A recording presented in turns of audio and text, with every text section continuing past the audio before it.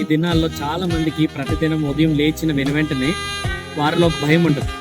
ఈ దినం నాకు సరిగ్గా ఉంటుందా, లేకపోతే ఈ దినం నేను చేసే పనిలో నేను విజయవంతురాలుగా ఉంటానా లేదా, ఈ దినం నేను చేపడుతున్న ఈ పని పూర్తవుతుందా, లేకపోతే ఈ దినం నేను ప్రయాణమే వెళ్తున్నాను, క్షేమంగా వెళ్ళి క్షేమంగా రాగలనా, క్షేమంగా చేరుకుంటానా లేదా అని చెప్పి మనలో కొన్ని భయాలు ఉన్నాయి. దేవుడు యాకోబుతో ఈ మాట చెప్తున్నాడు. ఆదికాండము 46:3 ఆయన నేనే దేవుడను, నీ తండ్రి దేవుడను, ఐగుప్తునకు వెళ్ళుటకు భయపడకు, అక్కడ నేను గొప్ప జనముగా చేశాను, అంతేకాదు నేను నీతో కూడా వచ్చేదను అనే మాట దేవుడే చెప్తున్నాడు. ఈ మాట యాకోబుతో దేవుడు మాట్లాడాడు.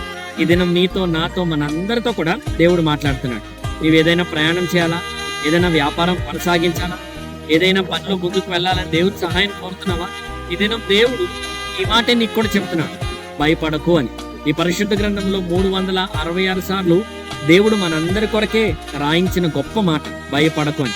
నీవు ఏ విషయంలోనే భయపడుతున్నావా, ఈ దినం దేవుడు నిన్ను ధైర్యపరుస్తూ చెప్తున్నాడు, భయపడకు అని చెప్పి వదిలిపెట్టేయట్లేదు.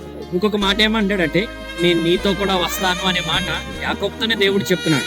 ఆ ఐగుప్తు దేశంలో తన కుమారుడైన యోసేపు ప్రధానమంత్రిగా స్థిరపడినప్పటికీ అక్కడికి వెళ్ళడానికి యాకోబు భయపడుతూ దేవుని సన్నిధికి వచ్చాడు. బెయేర్షెబా అనే స్థలానికి వచ్చి ప్రార్థన చేశాడు.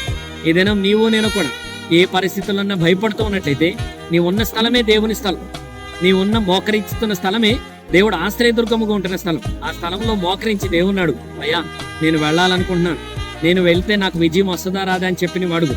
యాకోబుకి ఏం భయం ఉందంటే, నిజంగా తన కుమారుడు బ్రతుకున్నాడా లేదా, నిజంగా తన కుమారుడు సజీవుడిగా ఉన్నాడా, నిజంగా నా కుమారుడే రమ్మన్నాడా అనే భయాలతో దేవుని సన్నిధికి వచ్చి ఉంటాడు.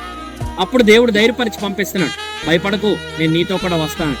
ఏదైనా దేవుడు నీకు కూడా చెప్తున్నాడు, భయపడకు, దేవుడు నీతో కూడా వస్తాడు. నీ పనిలో, నీ కుటుంబంలో నీకు సహాయం చేయడానికే ఆయన తండ్రిగా ఈ దినం నీతోనే మాట్లాడుతున్నాడు, నిన్నే ధైర్యపరుస్తూ ఉన్నాడు.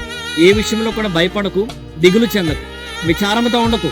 ఈ దినం రాసి పెట్టుకో, దేవా ఈ దినం నువ్వు నాకు భయపడకు అని చెప్పావు కదా, నేను భయపడకుండా ముందుకు వెళ్తున్నాను, నువ్వు నాతో కూడా రాయా, నువ్వు నాతో కూడా ఉండు, నాకు సహాయం చేయి, నా జ్ఞానాన్ని దయచేయి, నాకు ఆలోచన దయచేయి అని చెప్పి ఈ దినం నీవు దేవుణ్ణి అడిగితే, యాకోబుకి సహాయం చేసి నడిపించిన గొప్ప దేవుడు నీకు కూడా సహాయం చేస్తాడు, నిన్ను కూడా నడిపిస్తాడు. యాకోబుని ఆ స్థలంలో దీవెనకరంగా ఆశీర్వాదకరంగా ఉంచిన దేవుడు ఈ దినం నీకు కూడా సహాయం చేస్తూ ఆయన నామం మనందరి ద్వారా మహిమపరచబడుతుంది అని చెప్పి మనవి చేస్తూ మిమ్మలను మీ కుటుంబాలను దీవించుగా.